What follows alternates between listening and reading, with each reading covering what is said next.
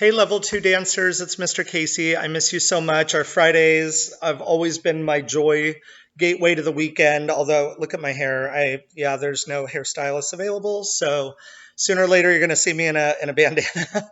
It is a mess, but I've been working for a couple hours here at the studio. So um, you should look like this too. Sweaty. Okay. I miss our Fridays so much. While I used to teach Monday through Saturday, that was always a great gateway to the weekend. So I'm missing you guys a lot. I hope you're working on your recital choreography. This video is a pirouette study for you guys to challenge for you guys to work on. Either post it on social media, but preferably have your parents take it as a video before they post it, and then send me a copy.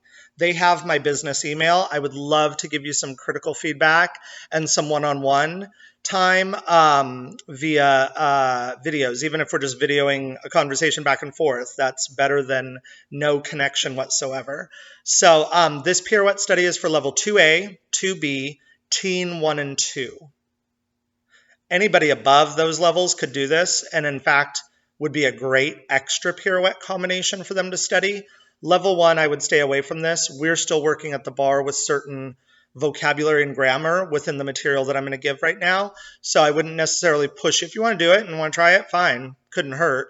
But it can create bad habits if you're serious about dance, that when you come back to the classroom, you are not fixing. Especially if you have a successful pirouette and you're like, I have a successful pirouette, Mr. Casey. I learned it on your video. And then I'm like in classroom going, no, we're missing some of the details. So be very careful with that. I was guilty of that as a dancer sometimes when I would cheat. And it was up to another teacher to have to fix it, or my teacher to fix it. And then that's not good for mental health either, because you get frustrated really fast. It's better to not accomplish the material and learn it accurately and build to, and then have that success later than have to fix it. So anyways, I'm going to move my camera around. This is a tango. We are using, for pirouette, we're using one of my more favorite accompanists. His name's Whit Kellogg. If you want to find it, it might be on iTunes. It's called Tchaikovsky Music for Ballet Class by Whit Kellogg. I really recommend this CD. It's great. His work's great. It's classical yet defined enough for the classroom. So we are going to do this center. It is a non-traveling pirouette, so you can do it at home. If you're dancing on wood floor, be careful if it's waxed. Just saying, no socks.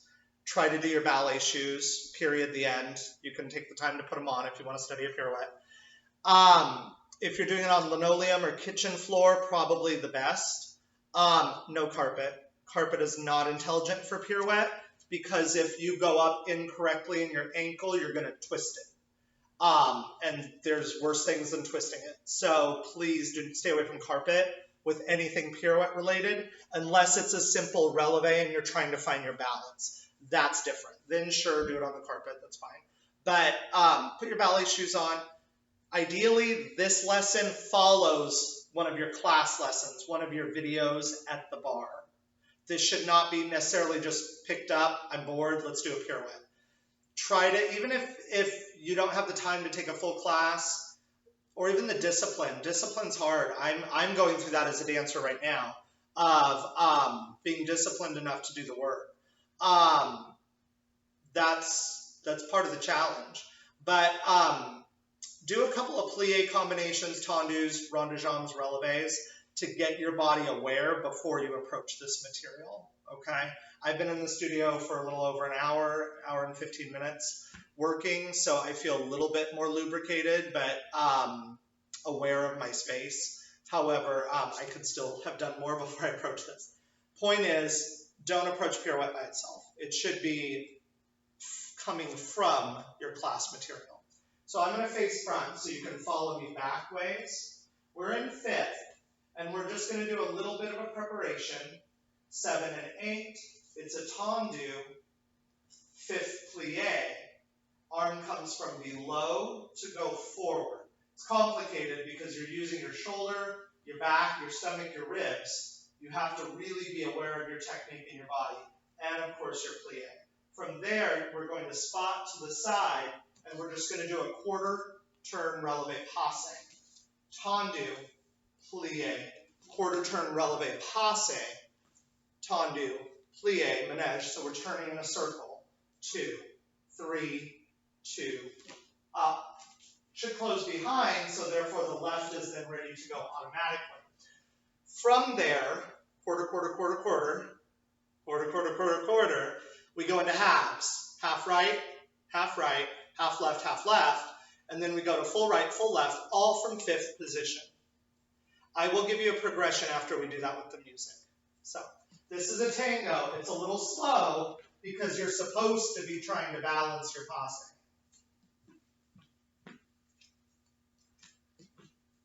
Watch your port de bras, watch your counts, watch your spot.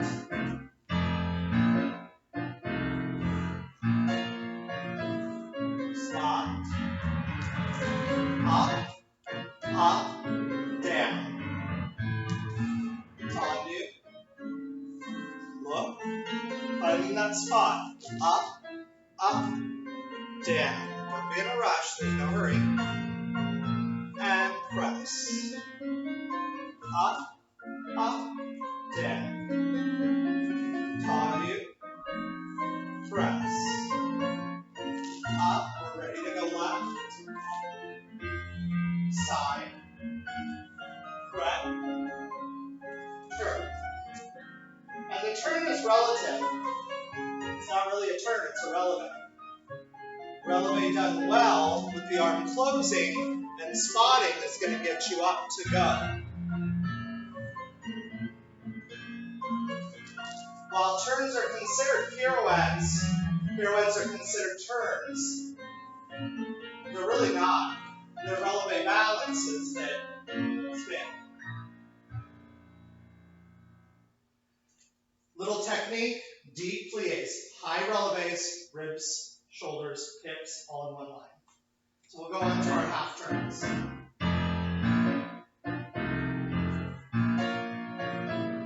Same spot, and then you look quicker at the end. Tendu, plie, pirouette. Should have been right, sorry about that. I know you got my things up. Left.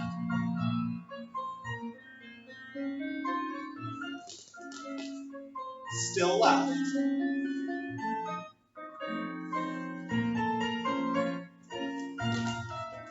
Let's try our signals.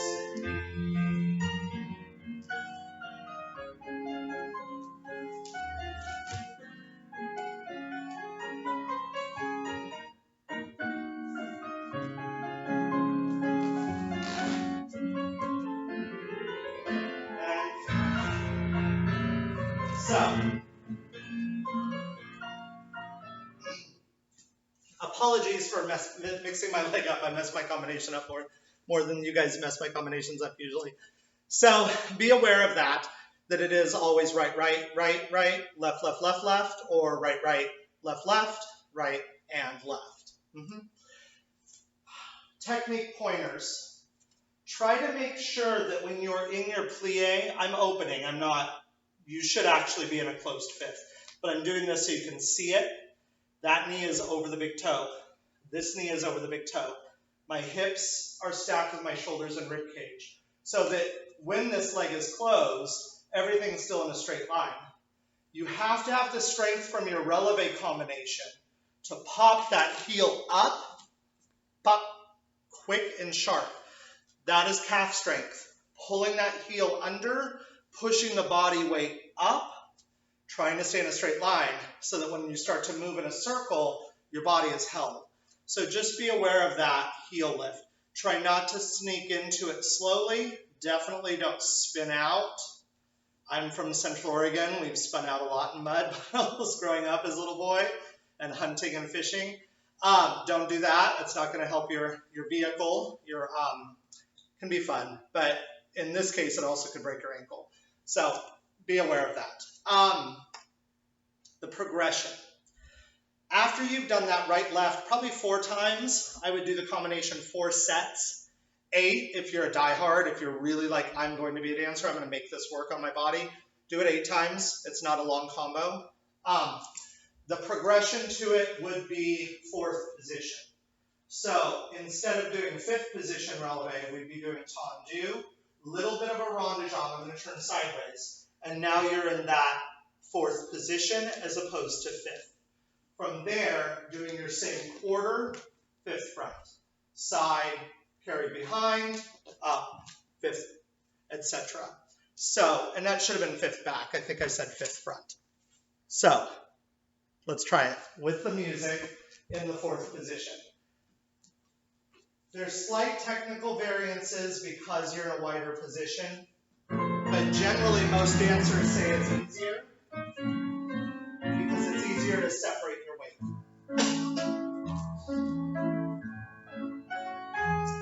And we're in a waltz. Whoops. Went too far. Waltz might work. Tango's a little spicier. Tango. Fleeing.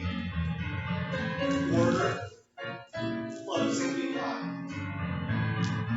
Tango. Fleeing. Quarter. Closing behind. Tango. Quarter. Like the front. Behind.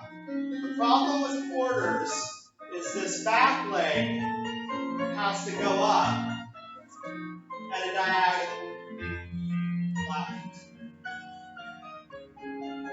So it's not going straight up as it would in 5th. It's going a little angular. That can cause a lot of problems if you can't control it.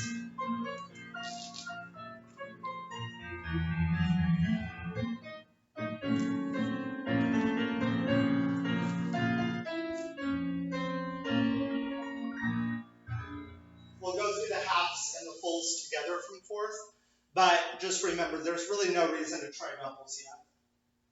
Until you can get up there and balance, stay with singles or balances.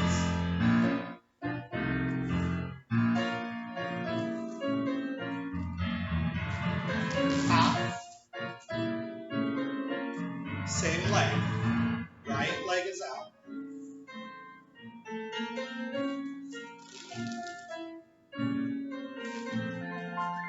And left.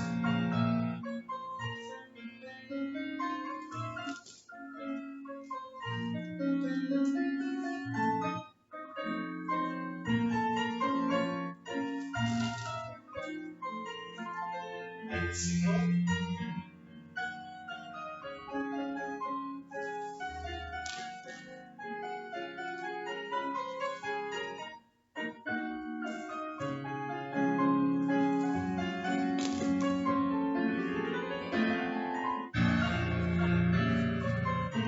I hope you enjoy that pirouette. Send me videos of it so I can give you some feedback critically and personally. That would be nice. Your parents have my email. See you soon, guys.